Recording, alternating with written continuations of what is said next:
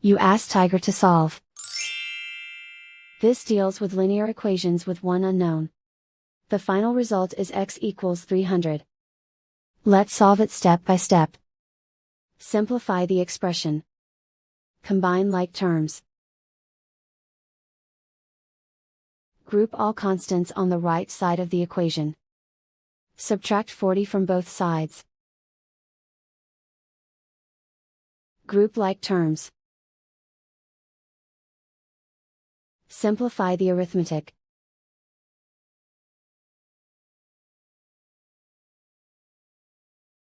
Isolate the L. Multiply both sides by inverse fraction 5/2.